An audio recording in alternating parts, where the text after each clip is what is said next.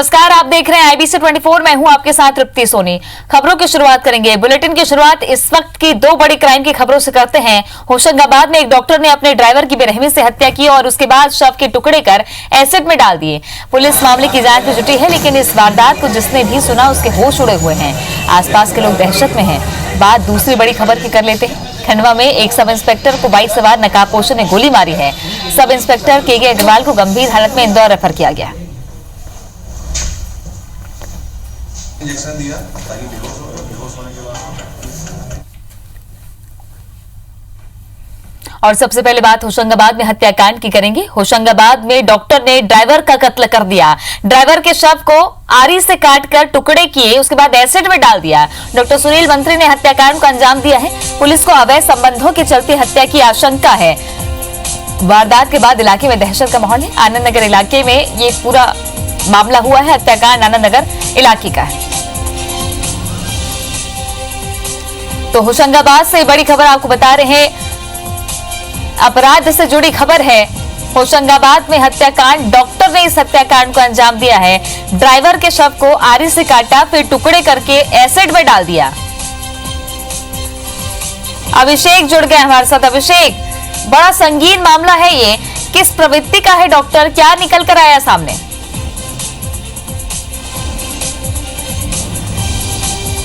चलिए अभिषेक से संपर्क साधने की कोशिश करेंगे। तो वारदात के बाद इलाके में दहशत का माहौल है। होशंगाबाद में डॉक्टर ने अपने ही ड्राइवर का कत्ल किया। बताया जा रहा है कि ड्राइवर की पत्नी से डॉक्टर के अवैध संबंध रहे, जिसके चलते इस पूरी वारदात को अंजाम दिया गया। पुलिस ने अवैध संबंधों की आशंका जताई है। डॉक्टर का नाम सुनील मंत्री है।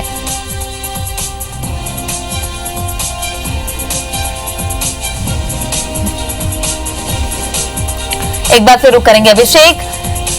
ये बड़ा संगीन मामला है, दिल दहला देने वाला मामला है। डॉक्टर की प्रवृत्ति क्या निकल कर आई, क्या है पूरा मामला, और पुलिस किस तरीके से तफ्तीश की दिशा में पुलिस ने की? जी, मैं आपको बताना चाहूंगा, ये होशंगाबाद के आनंद नगर की घटना है, जहां पर MBBS डॉक्टर सुनील मंत्री ने अपने ही ड्राइवर की जघन्य हत्या की है। ड्राइवर कल रात को इसने डॉक्टर ने हत्या की है। ड्राइवर का कहना था कि डॉक्टर की मेरे दांत में दर्द हो रहा है, तो डॉक्टर ने बोला कि चलिए मैं तुमको डॉक्टर को दिखा देता हूँ। फिर उन्होंने डॉक्टर को दिखाया ड्राइवर को, और ड्राइवर को दिखाने के बाद वो अपने घर पे लेके आ गए ड्राइवर को। ड्राइवर से बोला कि तुम्हारा दर्द ऐसे बंद नहीं होगा, मैं तुमको इंजेक्शन लगा देता हूँ। इंजेक्शन लगाने के बाद डॉक्टर ने उनको बेहोशी का इंजेक्शन लगा दिया, और इंजेक्शन लगने के बाद जब वो ड्राइवर बेहोश हुआ तो डॉक्टर ने उसका ड्राइवर का गला दबाकर उसकी हत्या कर दी। और हत्या करने के बाद डॉक्टर ने उसको आरी से उसके ड्राइवर के लाश को काट के उसके पीस करके और एसिड ड्रम में एसिड डाला और एसिड में उनको डाल दिए थे। जी, स्वागत है आपका। एडिशनल SP हमारे साथ जुड़ गए, बहुत बहुत स्वागत है आपका। सर, इस पूरे मामले को अगर देखें तो कैसे इस पूरे मामले का पर्दाफाश हुआ?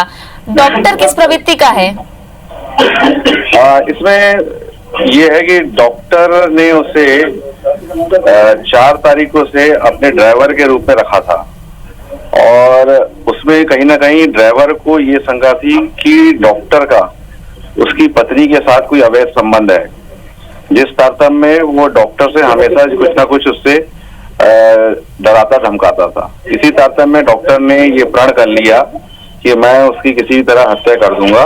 तो वो हत्या करने के लिए आज वो एक डॉक्टर के पास लेके जाता है, कल लेके जाता है दांत के डॉक्टर के पास, और उसको दांत के डॉक्टर के पास दांत दिखवाता है, और डॉक्टर कहता है कि इसमें इंजेक्शन की जरूरत पड़ेगी। तो जो आरोपी डॉक्टर है, आरोपी डॉक्टर मंत्री जो थे, डॉक्टर मंत्री के द्वारा फिर उन्हें डॉक्टर मंत्री उनको साथ में लेके आते हैं, कहते हैं कि इंजेक्शन तो मेरे पास में है। इस आधार पर उसे जो है वो एक इंजेक्शन देते हैं जो बेहोशी का इंजेक्शन होता है। बेहोशी के इंजेक्शन देने के उपरांत फिर उसके जो है गर्दन पर वार करके उसकी हत्या कर देते हैं, और उसके शरीर को पीस में काट देते हैं। और काटने के बाद में फिर उसे एसिड में डाल देते हैं ताकि एसिड में उसकी बॉडी पूरी डिकम्पोज हो जाए। उसका मुख्य उद्देश्य ये होता है। तो ये है बेसिकली इस स्टार्टअप में हमने कोतवाली में प्रकरण पंजीबद्ध किया जा रहा है और साथ में हमने आरोपी सुनील मंत्री जो डॉक्टर हैं उन्हें हमने अभिरक्षा में लिया है और उससे पूछताछ चल रही है। जी राकेश जी, आपने बताया कि 4 तारीख को ड्राइवर के रूप में रखा, क्या इसी 4 तारीख को 4 फरवरी की बात कर रहे हैं आप? और दूसरा ये कि डॉक्टर ने इतना संगीन अपराध किया, इसके क्या उनकी प्रवृत्ति, क्या पूछताछ में ऐसा कुछ निकल कर आया कि इन्होंने पहले भी ऐसे कुछ वारदात को अंजाम दिया हो, या फिर उनकी उम्र के हिसाब से, क्या बॉडी लैंग्वेज के हिसाब से क्या नजर आया कि किस तरह की आपराधिक प्रवृत्ति का व्यक्ति है? देखिए मैडम, उसमें ये था बेसिकली कि वो व्यक्ति को, ये समाज में प्रतिष्ठित व्यक्ति था, उसे समाज में निश्चित रूप से कहीं ना कहीं यदि उस व्यक्ति का ये आक्षेप लगता है कि कहीं ना कहीं किसी से कोई अवैध संबंध स्थापित है, उन चीजों को लेकर उसको जरूर ये भय था। तो उस भय, समाज के भय से डरने के लिए उसने ये कृत्य किया है। जी, अब इस पूरे मामले में आगे की क्या कार्रवाई कर रहे हैं आप? आगे की जो कार्रवाई है, आगे की कार्रवाई उसमें अभी इसको पुलिस अधीक्षक लिया है, पूछताछ की जा रही है और बाकी सब जो है इनिशियल कार्रवाई है पुलिस कर रही है, पहचान कार्रवाई, चूंकि इसको एसिड में डाल कर रखा था इसलिए उसमें जो एसिड और तमाम सब कार्रवाई की जा रही है। चलिए, बहुत बहुत शुक्रिया राकेश जी जानकारी साझा करने के लिए। तो होशंगाबाद एसपी राकेश खाला जी हमारे साथ जुड़े हुए थे, उन्होंने बताया कि डॉक्टर सुनील मंत्री जो आरोपी हैं हत्या के, उनको हिरासत में ले लिया है, पूछताछ की जा रही है। अभिषेक भी हमारे साथ जुड़े थे, बहुत बहुत शुक्रिया अभिषेक जानकारी साझा करने के लिए। और दूसरी खबर अपराध से जुड़ी हुई, खंडवा के हरसूद रोड में नकाबपोश बाइक सवारों ने सब इंस्पेक्टर किशोर कुमार को दिन दहाड़े गोली मार दी। घटना स्थल से गुजर रहे कार सवार 2 युवकों ने घायल सब इंस्पेक्टर को जिला अस्पताल पहुंचाया, जहां उसकी हालत नाजुक बनी हुई है। पिछले 10 साल से खंडवा के एंटी टेररिज्म स्क्वाड में पदस्थ रहे सब इंस्पेक्टर किशोर अग्रवाल कई सीमी के चेहरों को बेनकाब करने में चर्चित रहे थे। सब इंस्पेक्टर पर हमले को सीमी का हाथ होना बताया जा रहा है। घटना की जानकारी मिलते ही पुलिस अधीक्षक सिद्धार्थ बहुगुणा और अन्य पुलिस अधिकारी अस्पताल पहुंचे। हालत नाजुक होने के बाद किशोर कुमार अग्रवाल को नाजुक हालत में इंदौर रेफर किया गया है। सब इंस्पेक्टर अपने बेटे की शादी के लिए 10 दिन की छुट्टी पर खंडवा गए हुए थे। फिलहाल पुलिस घटना के हर पहलू की जांच कर रही है। तो सब इंस्पेक्टर को गोली मारी गई है और इसके पीछे का माजरा यह है कि इस सब इंस्पेक्टर ने कई सीमी के आतंकियों की पहचान कराई थी। तो इसका नेटवर्क कहीं न कहीं सीमी से जुड़ता हुआ नजर आ रहा है। गंभीर हालत में एसआई को इंदौर रेफर किया गया है। किशोर कुमार इनका नाम बताया जा रहा है, जिनको बदमाशों ने गोली मारी है। 10 साल से खंडवा के एंटी टेररिज्म स्क्वाड में ये पदस्थ थे। देवेंद्र जुड़ गए हमारे साथ। देवेंद्र, क्या बदले की भावना से कुछ बदमाशों ने साजिश रचकर पूरी वारदात को अंजाम दिया? जी, मैं बताना चाहूंगा कि जो खंडवा में ये पहले एक वारदात हुई थी, जब 2008-9 में यहाँ पर एंटी टेररिज्म स्क्वाड में पदस्थ थे, उस समय भी इन पर एक बुधवारा बाजार में हमला किया गया था और उसके जस्ट बाद 2009 में इनके ही एक सिपाही साथ में थे, सीताराम यादव, उनकी यहाँ पर 3 सीमी के आतंकियों ने निर्मम तरीके से गोली मारकर हत्या कर दी थी। और इसके बाद से ही यहाँ पर जो है सीमी के सारे लोगों की धरपकड़ शुरू हुई थी। और चूंकि इसके पहले जो 2005 से एक बड़ी यूथ विंग थी सीमी की, वो पकड़ी गई थी, तो ये एंटी टेररिज्म स्क्वाड के माध्यम से ही पकड़ी गई थी। तो कहीं न कहीं ये जो के अग्रवाल और उसके बाद सीताराम यादव, ये सारे लोग जो है इस पूरे मामले में पड़ताल कर रहे थे। तो इन पर ये हमला एक के बाद एक हुआ था। इनमें सिपाही की तो जान चली गई थी, लेकिन ये किसी तरह से बच गए थे। और इसके बाद लंबे समय बाद 2014 के आसपास इन्होंने एंटी टेररिज्म स्क्वाड को जो है छोड़ दिया था और ये बुरहानपुर में अभी अजाक पुलिस थाने पर पदस्थ थे। लेकिन अभी आज जब यहाँ पर बेटे की शादी की जो पत्रिकाएं बांटने के लिए हरसूद तरफ गए थे, वहां से लौटते समय इन पर फिर हमला हुआ है। तो कहीं न कहीं जो एक स्लीपर सेल सीमी की है, उस पर भी कयास लगाए जा रहे हैं। लेकिन पुलिस से जब तक हमारी यहाँ पर बात हुई है, तो पुलिस का कहना यह पड़ता है कि हम सभी पहलुओं पर जांच कर रहे हैं। कोई इनका एक पारिवारिक कलह भी चल रहा है, उसको भी हम लेकर पड़ताल कर रहे हैं, लेकिन अभी किसी भी नतीजे पर पुलिस नहीं पहुंची है। चलिए, बहुत बहुत शुक्रिया देवेंद्र जानकारी के लिए। और अगली बड़ी खबर जबलपुर से मिल रही है। जीसीएफ के जूनियर वर्क्स मैनेजर का शव मिला है। नृशंस हत्या की आशंका जताई जा रही है। धनुष तोप में चीनी कलपूजों के मामले में सीबीआई पूछताछ इनसे कर रही थी। 10 जनवरी को सीबीआई के मैनेजर के घर और दफ्तर में दबिश दी गई थी। 17 जनवरी से ये junior works manager SC Khatua लापता थे। न्यू कॉलोनी के पीछे जंगल में इनकी लाश मिली है। पत्थरों के बीच एससी खाटुआ का शव मिला है। जलपुर के थाना घामापुर का ये मामला है। तो सीबीआई जांच के घेरे में एससी खाटुआ थे जिनकी लाश मिली है। 10 दिनों से लापता बताए जा रहे थे। जीसीएफ के जूनियर वर्क्स मैनेजर का शव मिला है। नृशंस से हत्या की आशंका जताई जा रही है। धनुष तोप में चीनी कलपुर्जों के मामले में सीबीआई इनसे पूछताछ कर रही थी। 10 जनवरी को सीबीआई के मैनेजर के घर और दफ्तर में दबिश दी गई थी और 17 जनवरी से ये लापता थे।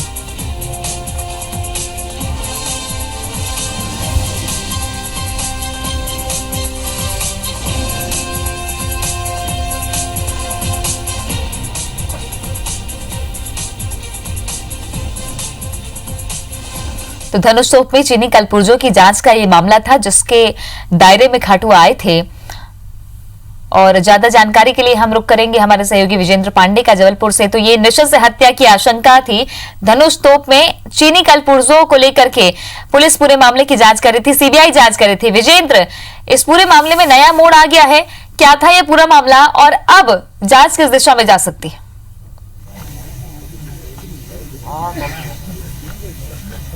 बेशक तृप्ति, ये बेहद हाई प्रोफाइल एक मामला है, राष्ट्रीय सुरक्षा से खिलवाड़ से जुड़ा हुआ मामला है, जिसमें धनुष तोप में चीनी कलपुर्जे लगाए जाने का पूरा मामला ये दर्ज किया गया था। एफआईआर लॉन्च की गई थी सीबीआई की ओर से और दिल्ली की सिद्ध सेल सिंडिकेट कंपनी को इसमें आरोपी बनाया गया। उसके खिलाफ एफआईआर लॉन्च है और उस पर आरोप है कि उसने मेड इन जर्मनी की बजाय मेड इन जर्मनी बताकर चीनी कलपुर्जों की आपूर्ति जबलपुर की गन कैरेज फैक्ट्री में की, जिसके चलते घटिया किस्म के कलपुर्जे धनुष तोप में लगाए गए। पूरा मामला इन्वेस्टिगेशन के लिए सीबीआई को हैंडओवर किया गया था और सीबीआई इस मामले को लगातार जांच कर रही थी। बीती 10 जनवरी को सीबीआई की एक टीम, दिल्ली सीबीआई की टीम जबलपुर पहुंची थी और जबलपुर में गन कैरेज फैक्ट्री परिसर में फैक्ट्री के भीतर भी जांच पड़ताल की गई थी और जेएमडब्ल्यू एक junior works manager SC Khatua थे, इनका नाम भी बतौर आरोपी माना जा रहा था। सीबीआई की टीम ने उनसे तफसील से पूछताछ की थी और उनके दफ्तर से, उनके घर से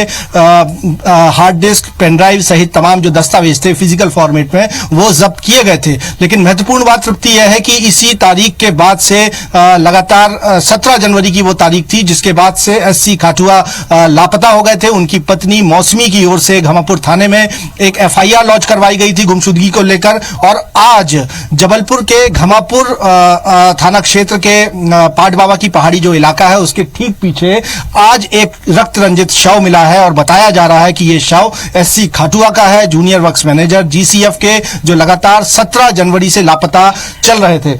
हालांकि यहाँ बहुत अंधेरा है तृप्ति और ये जो पूरी जो जगह है ये जंगल के भीतर स्थित है, यहाँ चल पाना मुश्किल है। लेकिन फिर भी मैं अपने कैमरामैन से कहूंगा कि वो अगर दिखा पाए कि ठीक ये वो लोकेशन है पाट बाबा का जो मंदिर है उसके पीछे जंगल है पाट बाबा का और इसके ठीक पीछे ये जो पहाड़ियां आप देख पाएंगे ये खोह जैसी बनी हुई है। इसी खोह के भीतर एससी खाटुआ का शव मिला है। यहाँ पर तमाम पुलिस के अधिकारी, प्रशासन के अधिकारी जो हैं वो मौके पर हैं। फिलहाल शव को निकाला नहीं जा सका है क्योंकि वो बुरी तरह इस गड्ढे में, इस पहाड़ी में फंसा हुआ है।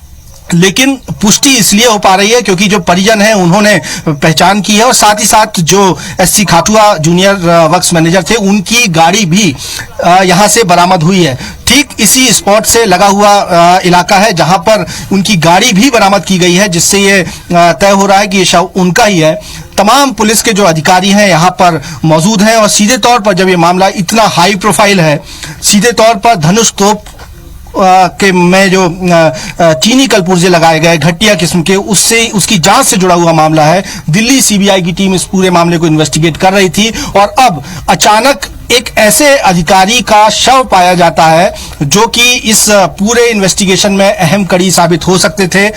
ये बताता है कि ये मामला कितना अब पेचीदा हो सकता है, सीबीआई को कितने मुश्किलात जो हैं इस मामले की जांच में सामने आ सकते हैं, क्योंकि जो दस्तावेज यहाँ से एससी खाटुआ के दफ्तर और घर से बरामद किए थे सीबीआई ने, और बताया जा रहा है कि इसके बाद उन्होंने तलब भी किया था जांच के लिए, लेकिन वो लगातार 17 जनवरी से लापता थे। अब डेड बॉडी मिली है और अब देखना है कि किस तरह से इस मामले को इन्वेस्टिगेट किया जाता है। पुलिस को मोर्चा अभी फिलहाल संभालना है, उनकी कॉल लोकेशन ट्रेस की जाएगी, आखिर किन लोगों से इस दरमियान उनकी बात बात हुई, कौन ऐसे शख्स हैं जो उनके इस दरमियान जो थे उनके करीब थे, और अगर पुलिस इस मामले को इन्वेस्टिगेट कर अगर हत्यारे तक पहुंच पाती है तो जाहिर तौर पर सीबीआई को भी इस जांच में को आगे बढ़ाने में एक बेहद अहम क्लू मिलेगा। बिल्कुल एक अहम क्लू मिलेगा, क्योंकि अभी फिलहाल सीबीआई की जो जांच चल रही थी इसमें एक नया मोड़ आया है। अब इस पूरे हत्या या फिर इनकी मौत कैसे हुई है, इस आशंका से कहीं ना कहीं पुलिस अब जांच करेगी, तब इस पूरे मामले में आगे क्या कुछ होगा ये देखने वाली बात है। बहुत बहुत शुक्रिया विजेंद्र जानकारी के लिए।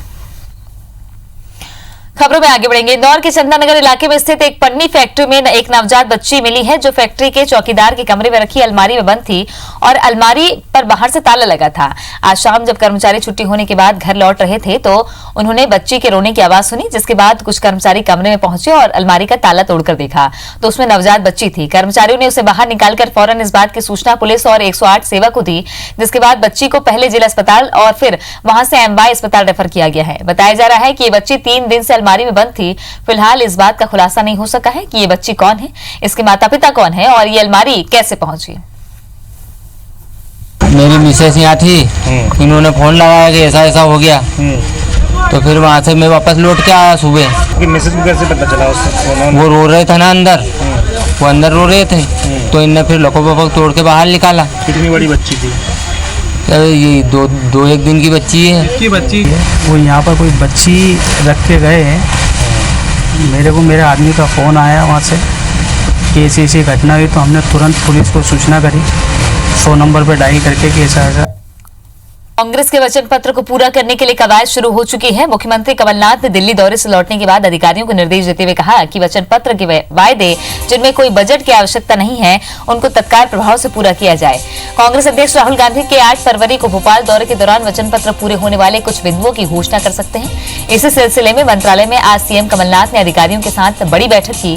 बैठक में वचन पत्र के उन बिंदुओं पर चर्चा की गई जो बिना बजट प्रावधान के पूरे होने हैं। कांग्रेस ने विधानसभा चुनाव के दौरान वचन पत्र के माध्यम से 50 विभागों के जरिए 973 बिंदु आमजन के बीच पहुंचाए थे। कुछ विभागों के वायदे ऐसे हैं जो बिना किसी बजट के पूरे हो सकते हैं। सतना के कोलगवा थाना पुलिस पर बच्चा चोरी के आरोपी से पूछताछ समेत अन्य कार्रवाई नहीं करने के साथ ही भगाने का आरोप लगा है। दरअसल सतना के घुरडाग मोहल्ले में साइकिल सवार नशे में धुत युवक ने खेल रहे 3 वर्षीय मासूम को कंबल में लपेटकर चोरी करने के इरादे से लेकर फरार हो गया।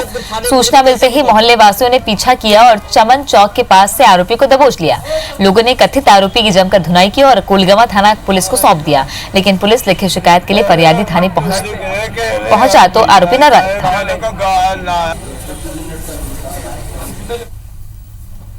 रायसेन के बरेली नगर परिषद के लोगों के लिए जल संकट से निजात दिलाने वाली एक राहत की खबर है, क्योंकि बरेली से होकर गुजरने वाली घोघरा नदी पर स्टॉप डैम बनाकर पानी को रोका गया है, जिससे गर्मी के मौसम में तेजी से गिरते हुए जल स्तर पर नियंत्रण किया जा सकेगा और गर्मी के दिनों में आसपास के किसानों को स्टॉप डैम के माध्यम से पर्याप्त पानी उपलब्ध होगा। उनके लिए पर्याप्त पानी मिलेगा और आसपास जो जिनके जो अभी वाटर लेवल पे की वजह से जो बोर नीचे जा रहे थे, अब वो उसमें उनको पानी वाटर लेवल का ऊपर आ जाएगा। स्थिति थी यहाँ पर पूरे में एक भी मतलब ये बूंद भर पानी नहीं मिलता था, मतलब ये हालत होती थी कि पक्षियों को पानी की व्यवस्था नहीं थी। लगभग ये कम से कम हमारे यहाँ 3 से 4 महीने चलने की स्थिति में इतना पानी इकट्ठा हो चुका है। ये 2 वर्षों से मैं सोच रहा था कि जब भी ये बड़े पुल का निर्माण होगा तो बरेली के जल संकट और पशुओं को गर्मियों में पानी की उपलब्धता सुनिश्चित करना और आम जनता के लिए भी निस्तार के लिए पानी की उपलब्धता के हिसाब से यह स्टॉप डैम अभी तदर्थ व्यवस्था की गई है। एनजीटी के सख्त रुख के बाद इंदौर में नदियों की सफाई का अभियान चलाया जा रहा है। कान्हा और सरस्वती नदी नाले में तब्दील होने के बाद नदी की सफाई नगर निगम और इंदौर विकास प्राधिकरण द्वारा की जा रही है। कान्हा सरस्वती नदी संरक्षण अभियान को गंभीरता से लेते हुए जिला प्रशासन ने नदियों के किनारों का सीमांकन शुरू कर दिया है। हाल फिलहाल में हमारा जितना भी सीमांकन हुआ उसमें ऐसी कोई मेजर विवाद हमारे सामने आया नहीं है। बहुत व्यवस्थित रूप से लोगों ने हमें सहयोग करके सीमांकन करने दिया और सीमांकन का काम अपनी अंतिम स्थिति में आ गया है। और इसी के साथ इस बुलेटिन में फिलहाल इतना ही। बाकी खबरों के लिए आप बने रहिए हमारे साथ, देखते रहिए IBC 24। नमस्कार।